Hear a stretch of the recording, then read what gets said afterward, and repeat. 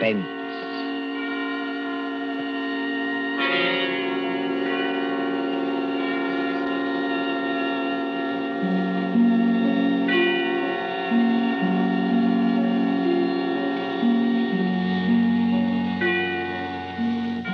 The hushed voice and the prowling step in the dead of night. The crime that is almost committed. The stir of nerves at the ticking of the clock. The rescue that might be too late, or the murderer who might get away. Mystery and intrigue and dangerous adventure.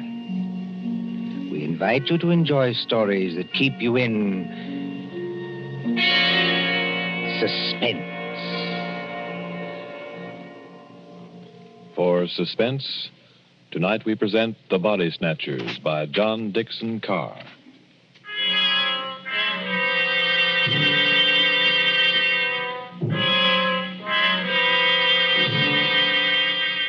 Beware of the body snatcher who prowls after dark. Beware of the graves he robs. Beware of the murders he commits to provide new corpses for the doctors. Up to the year 1832, the body snatchers terrorized England.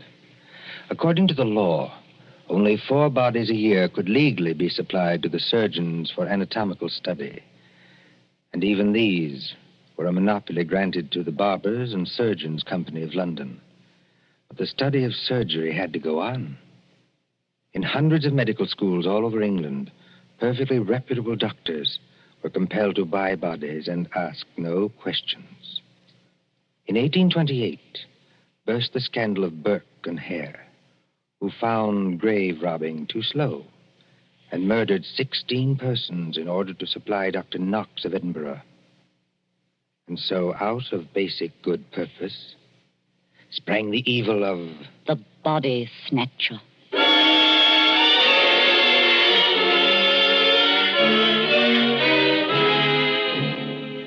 Turn back the clock now to a cold night just 110 years ago. Look into the brick kitchen of a house on Wandsworth Common, not far from London. There, in the light of a tallow dip, sits old Mother Slade in her draggled bonnet. What's a keeping 'em? 2 hours. 2 mortal hours by the Dutch clock. And they're not here yet. Mother Slade? The graveyard not half a mile off. And once I thought I heard church bells ring. And once... Mother Slade, did you call? No, my girl, I did not call. But I thought I And heard... what are you doing up at this hour, my girl? I was only locking up, Mother Slade. Ain't it enough to have taken you over from a good-for-nothing mother not worth the gunpowder to blow her up? Please, Mother Slade. And given you a good home? And brought you up practically like a lady? With only the housework to do? I'm sorry, Mother Slade. Only I wish you wouldn't talk like that about me own mother. And what do you do, Peggy Lester? You stop up until this hour. You mislay me snuff box 20 times a day. I was only going to say I thought I heard a horse and cart in the lane. In our lane? Yes, Mother Slade. There it is now. Yes. Easy, my dears. Drive easy with the merchandise. The doctors don't like it if you bump the merchandise. Merchandise, Mother Slade? What's that? I'll tell you what it is, my girl. I didn't mean anything, Mother Slade. It's your Uncle Matt and your cousin Rob are coming home from their business. That's what it is. You hear that, Peggy Lister? I didn't mislay your snuff box. It's on the table. And if you don't want me to take my fingernails to you instead of a strap, you get on up to bed this minute, do you? Yes, Mother Slade. I'm a-coming, my dears. Don't be impatient. I'm a-coming. Nasty dim light this candle gives. Oh, old Mother Slade has got the rheumatics so cruel she can hardly move. Just pull back the bar, open the door. Well, Matt, did you get it? Did we get it? Strike me blind, but that's a good one, ain't it, Rob? Stir the gab, cord you get inside and close the door. They ain't after you. Ain't they? Can't you hear anything? I thought I heard church bells. More like a perishing funeral bell, if you asks me. Take it easy, Rob. Take it easy. We've shaken them off. Have we? I wish I was as certain as some people.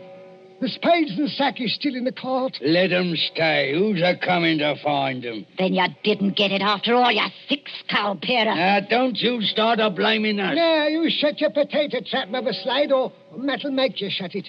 What happened? I'll tell you what happened.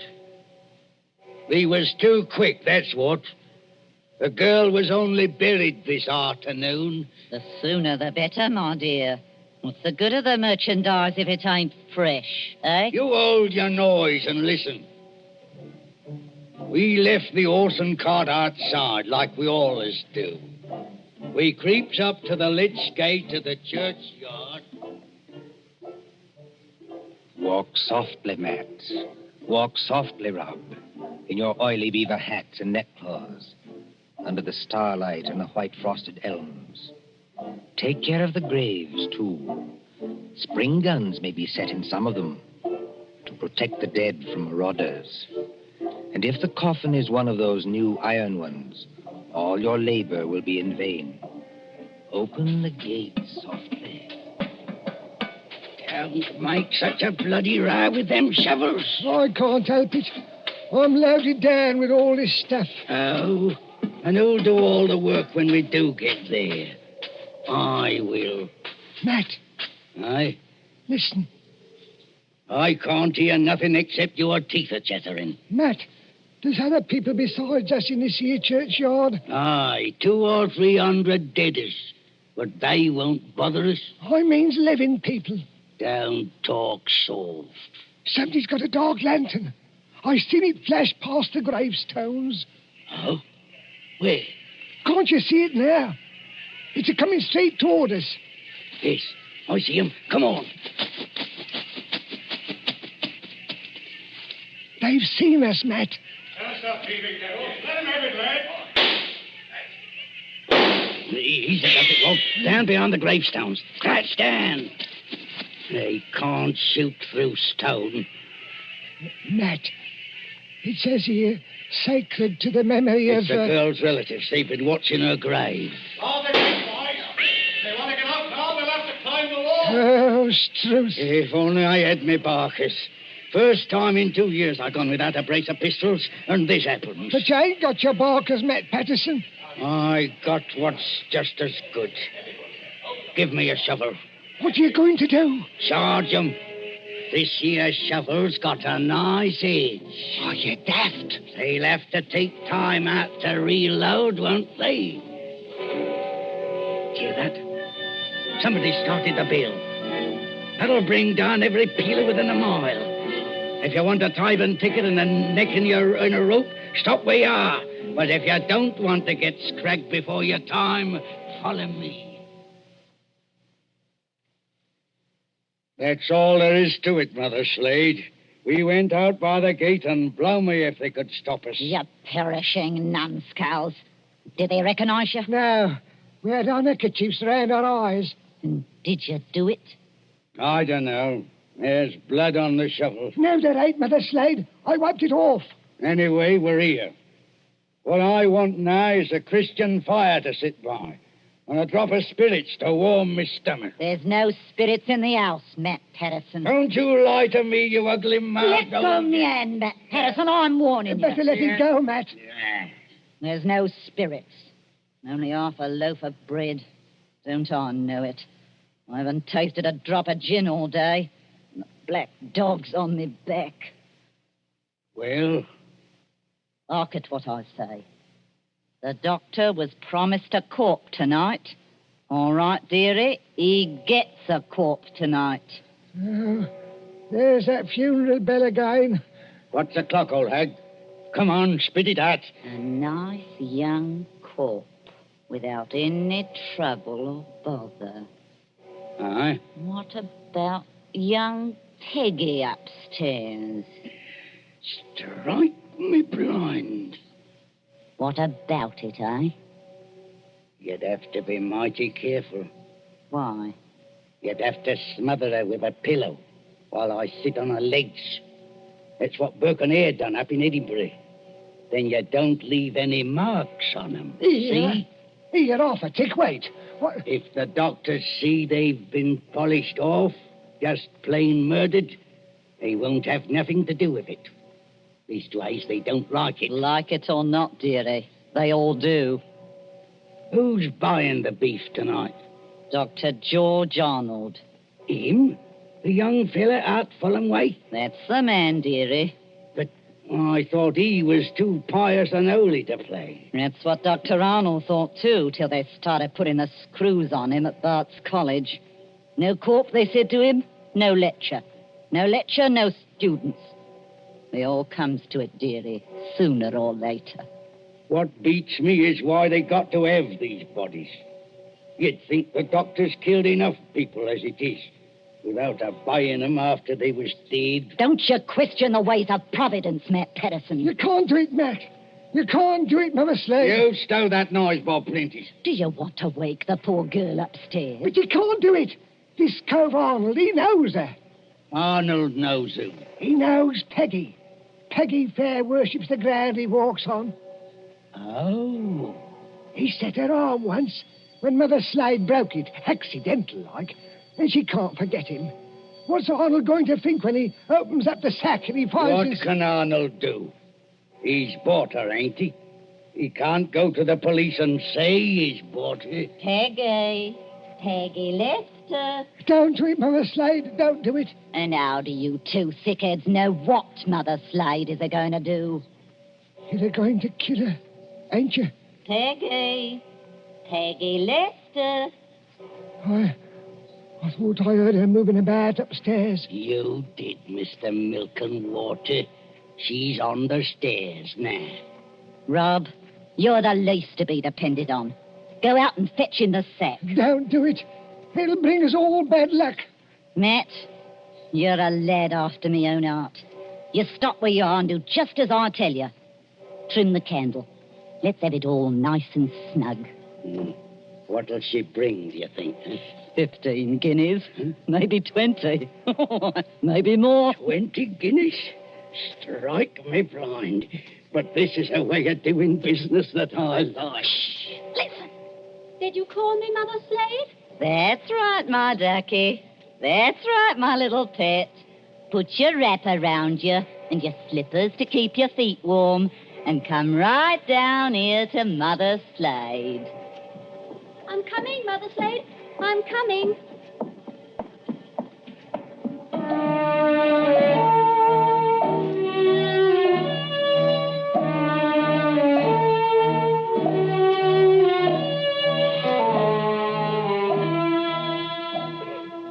Who in those times would be a surgeon and still be an honest man? At that drugged hour of the night, look into the sitting room of a spacious house. Many candles are still alight there, though they have burned down nearly to their silver sockets. There is Chinese paper on the walls and a turkey carpet underfoot.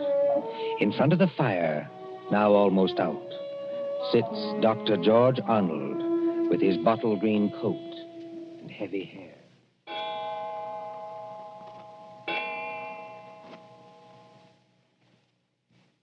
Dr. Arnold, sir. I beg your pardon, Mrs. Tancred. Dr. Arnold, sir. It's gone 2 o'clock. Yes, so it has. You've got a lecture to deliver tomorrow, and you'll be all worn out. Why don't you go on up to bed? Mrs. Tancred. Yes, sir? You're a jewel of a housekeeper. I admire you, and I can't do without you. But would you please go away and let me alone? Sure, I'm very sorry, sir. No offense intended. Stop. I shouldn't have said that. I'm thinking too much, perhaps. And smoking too many cigars, if you'll excuse me. Why must they keep tolling that bell at East Hill Church? Why must they keep it up all night? Well, sir, Elsie says the parson told them to do it. Elsie. Wait. Who is Elsie? Dr. Arnold, sir. I know you're always up in the clouds, mooning over books and whatnot, but I did think you'd recognize the name of your own parlour maid. Oh, that Elsie. I see. Well? Elsie says it's because of the murder in the churchyard. What murder? 2 resurrection men. Body snatchers, sir. Oh, you wouldn't know anything about such people. No, of course not. They were caught trying to rob a grave, but they got away. One of them was a horrible big fella. split Willie Kendrick's head open with the edge of a shovel. Is anything wrong, sir? No, not exactly. Well, I thought for a second, seeing how you looked. Did they get the body? Yes, sir. It was Willie Kendrick. His head was split open with a shovel. No, I mean, did these resurrection men get what they were after? No, sir. Thank God. Oh, you may well say that, Doctor. I wasn't exactly speaking in the religious sense, but never mind. Well, Elsie says there are what she calls peelers all over the place. Peelers? Yes, these new policemen. After Sir Robert Peel, and somebody from the new detective police that they're using instead of the Bow Street runners. Well, Mrs. Tancred, I'm going to smoke one more cigar, and then I'm going to bed. Very good, sir. You see, sometimes you give orders, then it's too late to recall them. Whatever the medical practice is, you can't look your conscience in the face afterwards. Then, I can't tell you how or why, a miracle comes along and saves you, and you're free, What was that? Sounds like a horse and cart in the drive, sir. Mrs. Tancred. Yes, Doctor? Will you please go upstairs? Now, make haste. Well, if it's visitors, sir, or even a patient... Mrs. Tancred, you heard my instructions. Obey them. Sir, there's the front door Yes, bell. I heard it. For the last time, go away. I will admit whatever visitors we have. Yes, sir.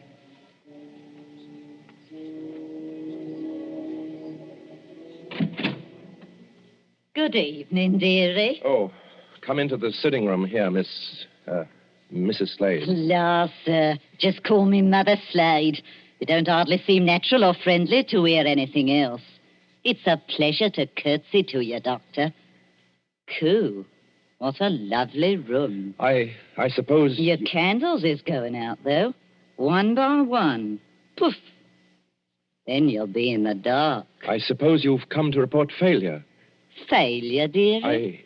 I understand you didn't get what you went after. Bless you, dearie.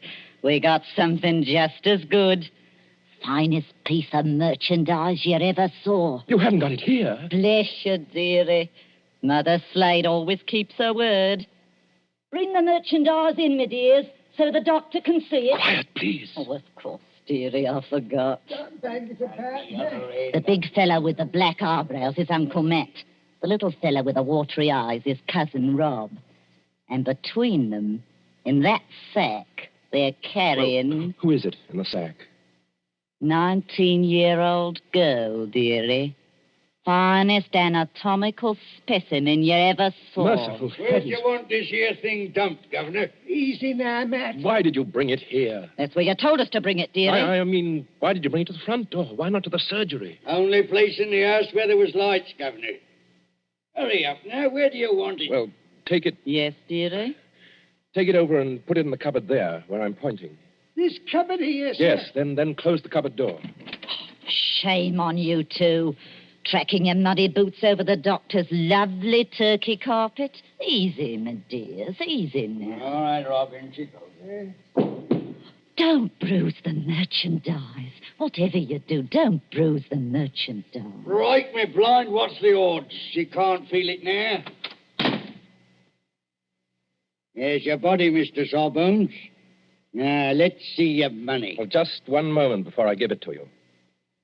There ain't no itch in this, is there? Better not be. No, I made a bargain with you, and I'll stick to it. Thank ye. That's uncommon genteel of you. Kindly stand back, sir. You're 2 stone of fat heavier than I am, and you don't impress me. Easy, Matt. Take it easy. I want to ask only one question. Where did you get that body? That's a question, dearie, what people in your profession don't ask. Why not? 'Cause they don't dare. That's why. Would the police be interested in where you got the body? No, dearie. Not half so interested in as where we brought it. To your house. It's your responsibility now. Yes, I suppose it is. The victim wouldn't be, by any chance, that pretty little girl you used to treat so unmercifully? You hold your noise about how I treated her. I was rather fond of Peggy. Strike me blind.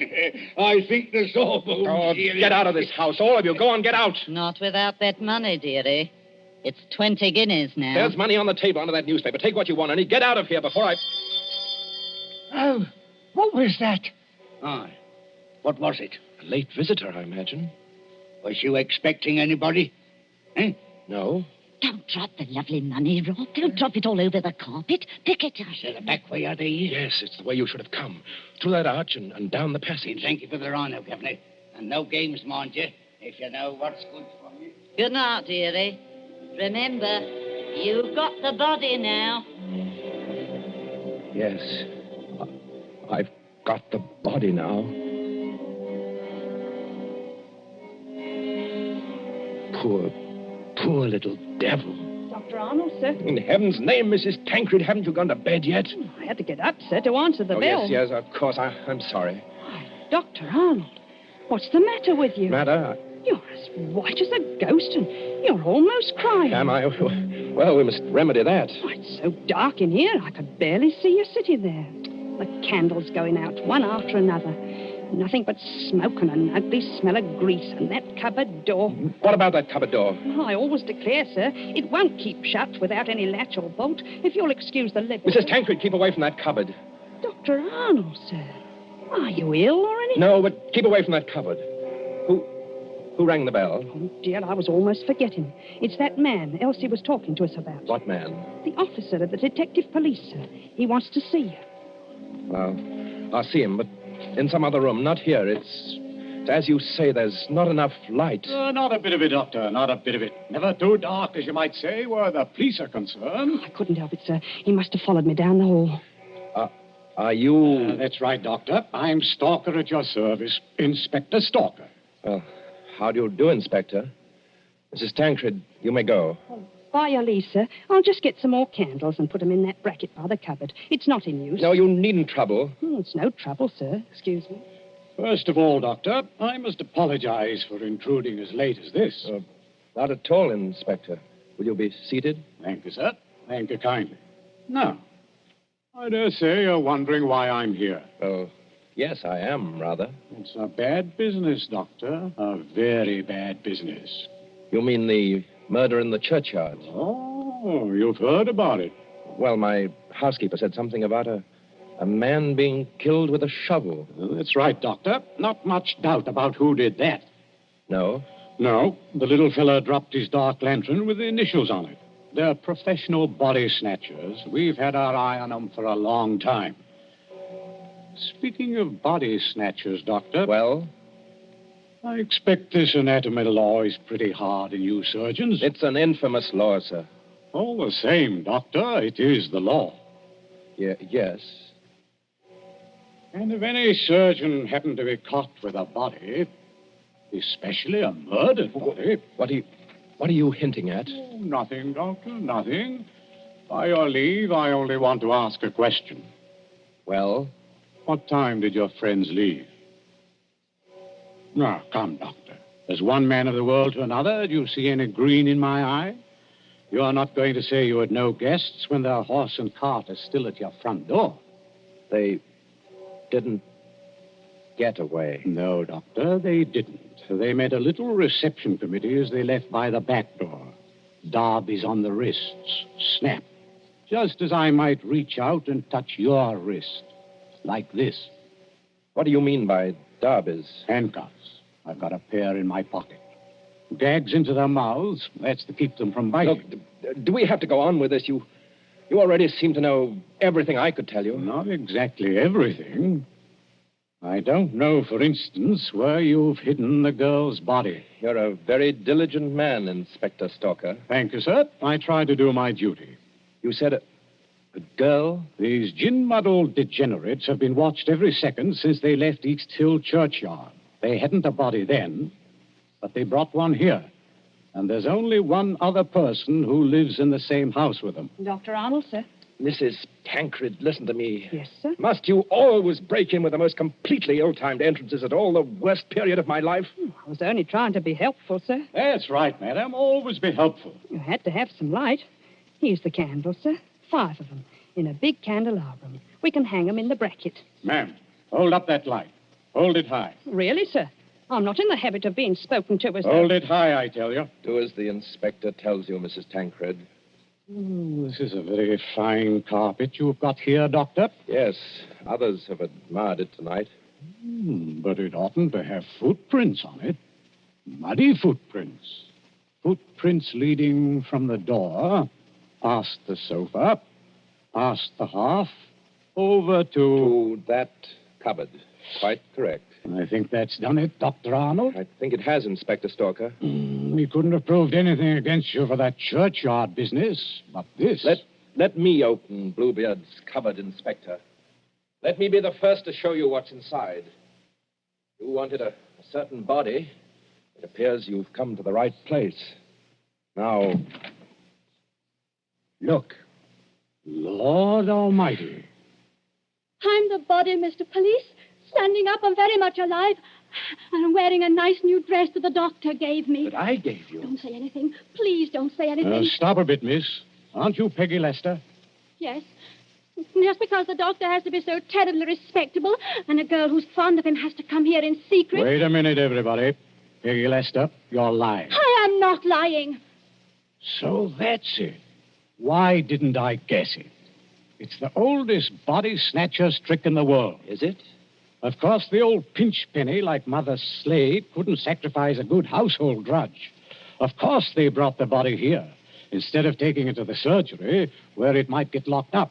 Could you be persuaded, Inspector, to tell us just what you're talking about? The body snatcher, sir. Well, what about them? They take a living accomplice and put him into a sack and sell him to a green doctor as a dead man. Yes, but see here, They get the best price they can. Then in the middle of the night, that accomplice gets up and robs the doctor's house. And the doctor can't tell us because he's bought illegal goods. I never intended to go through with it. No, young woman? I tell you, I wasn't going to rob the house. They made me do this. I was going to tell Dr. Arnold. When I found out where they were taking me, I pretended to go through with it so I could warn the doctor. They can hurt so much, you'll agree to almost anything. Oh, that sounds like the truth, but it puts me in a funny position and no mistake. well, your three murderers, Inspector, seem to be leaving. Yes, they're leaving right enough. Trussed up like fowls and under guard. Does anybody go with them? Well, how can anybody go with them? I'm willing to believe this girl acted under threats. She's committed no crime. And I don't for the life of me see how we can touch you. Can't touch me? No, sir. And confound you for making me lose a night's sleep. There's no body. You didn't even buy a body. Will you tell me, Doctor, just what crime you've committed?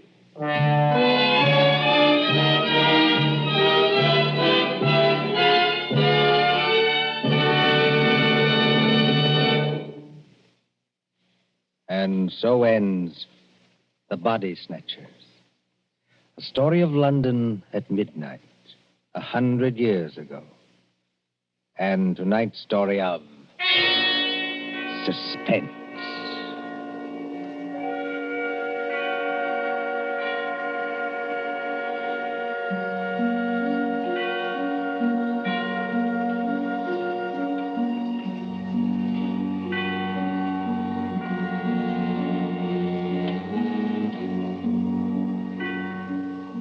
Columbia presents these tales of mystery and intrigue and dangerous adventure for your relaxation and enjoyment. Next Tuesday, there will be another in this series. Same hour, 9:30 Eastern Wartime. William Spear, the producer, John Dietz, the director, Alexander Semler, the composer, conductor, and John Dixon Carr, the author, are collaborators on Suspense. This is the Columbia Broadcasting System.